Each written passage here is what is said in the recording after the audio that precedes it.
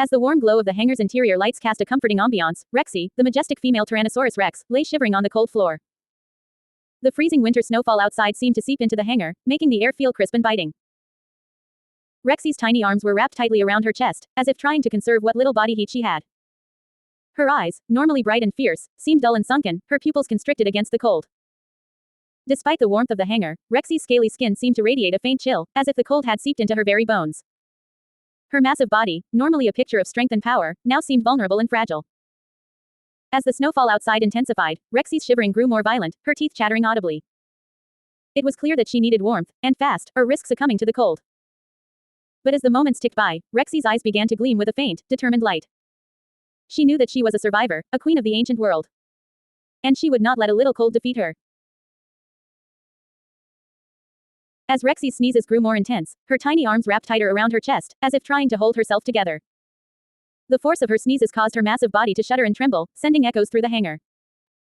Groaning in pain, Rexy's eyes grew watery, and a thick, viscous fluid began to drip from her nostrils. The fluid, a mix of mucus and blood, splattered onto the cold floor, forming a small, glistening puddle. Rexy's sneezes continued to rack her body, each one more violent than the last.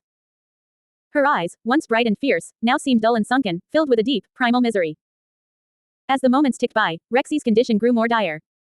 Her body, weakened by the cold and her own illness, began to shut down. Her breathing grew shallow, her heart rate slowing to a crawl. It seemed as though Rexy, the mighty Tyrannosaurus Rex, was on the verge of collapse. As Spino stood alongside Rexy, his own body began to shudder and tremble, his long, clawed arms folded tightly across his chest.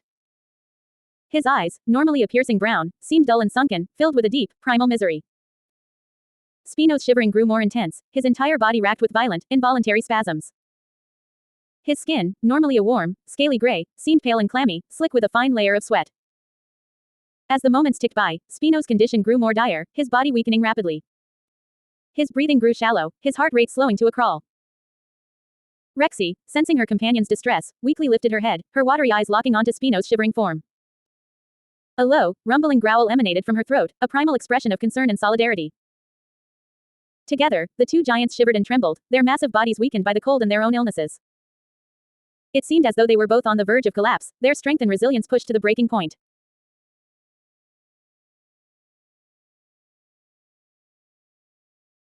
As Spino and Rexy's sneezes intensified, their painful groans echoed through the hangar, a heart-wrenching duet of distress. The sound was a low, rumbling growl, like thunder on a summer day, but it was laced with a hint of desperation and fear. Ah, sneeze, groan.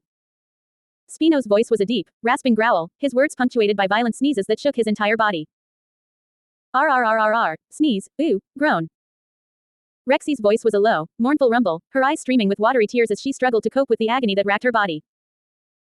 As they sneezed and groaned, Spino and Rexy's bodies began to emit fluids from their nostrils, the clear liquid mixing with the mucus and blood that already stained the floor. Their heads ached with a dull, throbbing pain, their eyes growing more watery by the minute. It was clear that Spino and Rexy were both desperately ill, their bodies weakened by the cold and their own mysterious afflictions.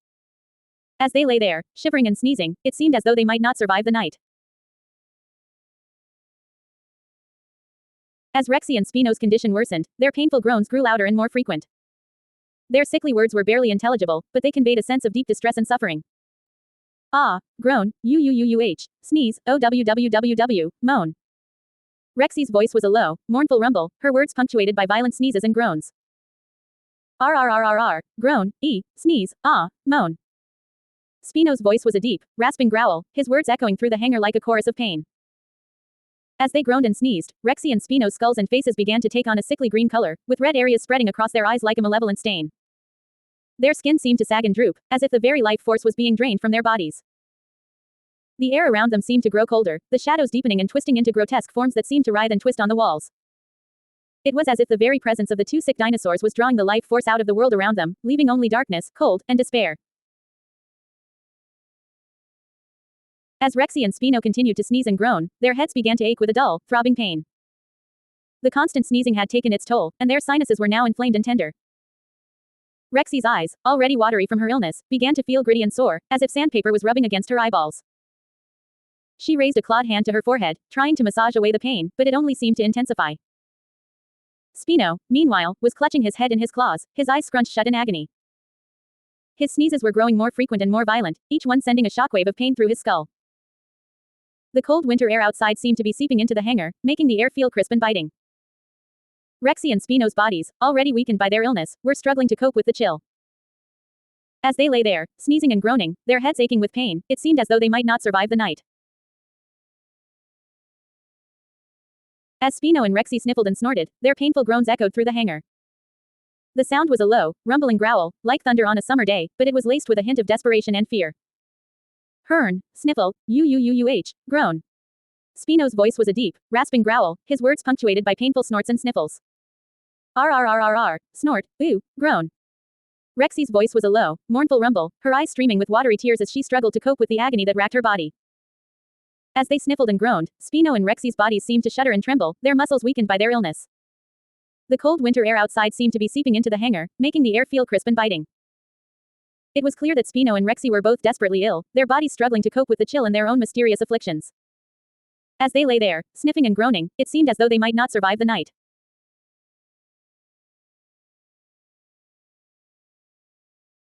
As Spino and Rexy lay together, their painfully groaning sick words filled the air.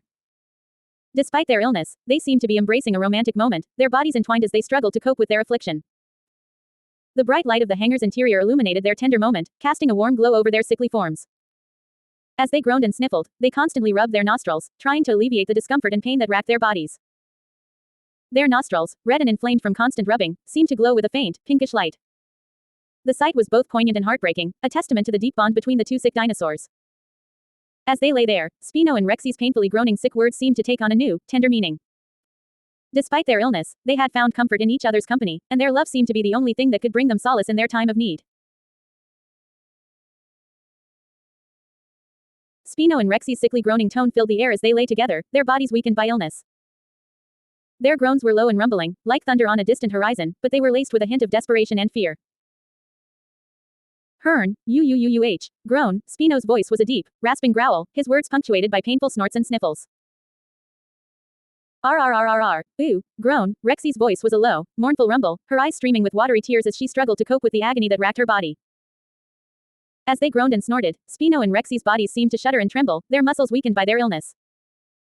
The sound of their sickly groaning tone echoed through the hangar, a heartbreaking testament to their suffering. As Spino and Rexy lay together, their sickly dialogues of groaning and pain filled the air.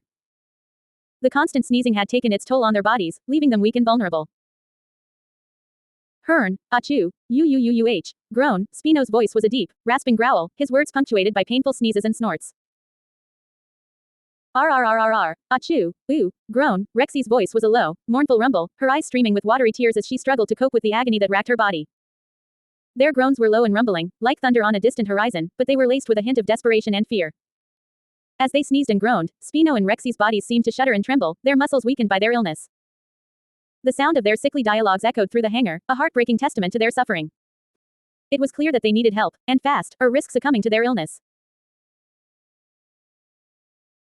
As Spino and Rexy lay together, shivering and sneezing, they gazed over at SCP-682, the indestructible monster reptile, who was sleeping nearby.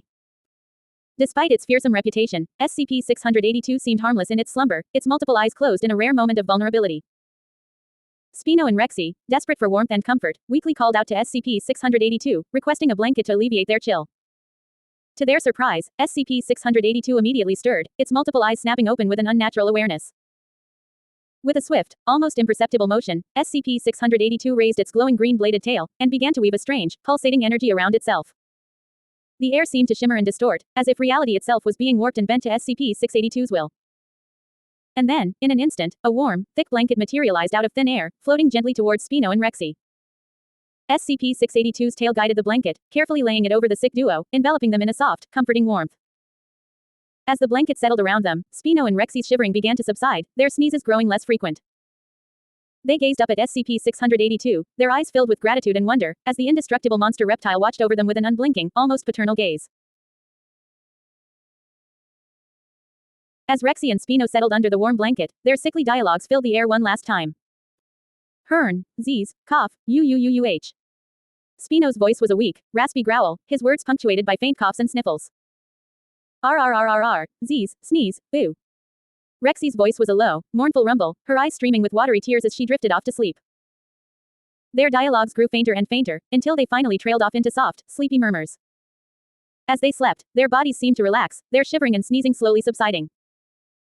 Underneath the warm blanket, surrounded by the quiet, peaceful atmosphere of the hangar, Rexy and Spino finally found some respite from their illness. As they slept, SCP-682 watched over them, its multiple eyes gleaming with an unblinking, almost paternal gaze.